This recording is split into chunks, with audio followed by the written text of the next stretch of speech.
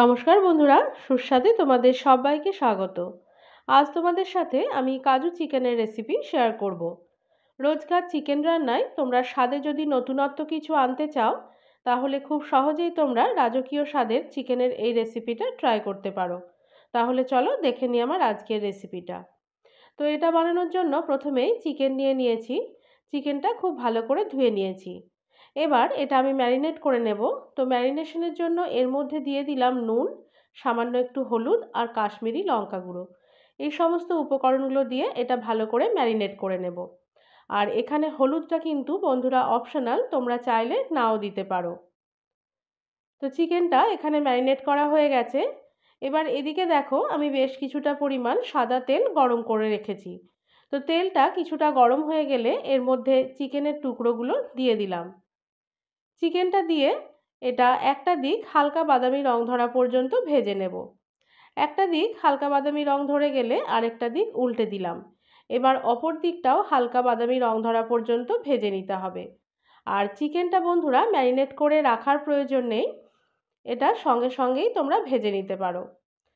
তো চিকেনটা ভাজা হয়ে গেছে। এবার এই চিকেনের টুকরোগুলো আমি তুলে নিলাম। একইভাবে বাকি চিকেনের টুকরোগুলো ভেজে তুলে নেব। এবার ওই তেলের মধ্যেই দিয়ে দিলাম তেজপাতা, এলাচ, লবঙ্গ, দারচিনি আর শুকনো লঙ্কা। এই ফোড়নটা দিয়ে এটা 10 থেকে 15 সেকেন্ড মতো নাড়াচাড়া করে নিতে হবে। এখন এই ফোড়নটা থেকে যখন দেখবে বেশ একটু সুগন্ধ বেরিয়ে এসেছে, তখন এর মধ্যে দিয়ে দিলাম পেঁয়াজ কুচি। পেঁয়াজটা দিয়ে পেঁয়াজটা গোলাপি রং ধরা পর্যন্ত ভেজে নিতে হবে। তো এই পেঁয়াজটা ভাজা হয়ে গেলে এবার এর মধ্যে আমি গ্রেট করে রাখা পেঁয়াজ দিয়ে দিলাম। আর দিয়ে দিলাম গ্রেট করে রাখা রসুন আর আদা বাটা। তো আমি এখানে পেঁয়াজটা আর রসুনটা গ্রেট করা ব্যবহার করেছি, আর তোমরা চাইলে এটা কিন্তু বাটাও ব্যবহার করতে পারো। এবার এগুলো দেওয়ার পর মিনিট 5 মতো এটা মিডিয়াম ফ্লেমে ভেজে নেব। পেঁয়াজ বাটা, রসুন বাটা আর আদা বাটা এই তিনটে দেওয়ার পর এটা ভাজা হয়ে গেলে এবার এর মধ্যে দিয়ে দিলাম টক দই, ধনে গুঁড়ো, জিরে গুঁড়ো, কাশ্মীরি লঙ্কা গুঁড়ো আর চেরা কাঁচা লঙ্কা। এই সমস্ত উপকরণগুলো দিয়ে এই মশলাটা তেলটা ছেড়ে আসা পর্যন্ত এটা কষে নেব।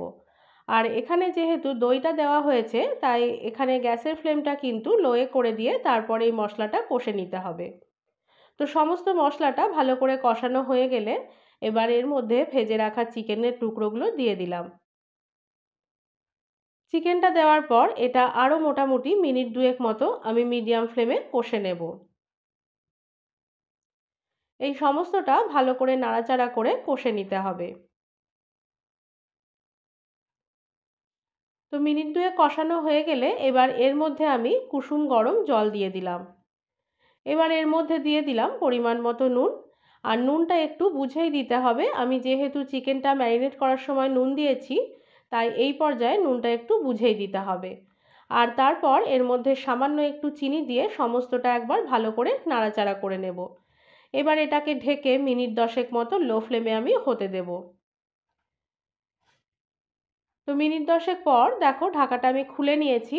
এবার এটা নিচের থেকে আবারও একবার নেড়েচেড়ে নিতে হবে।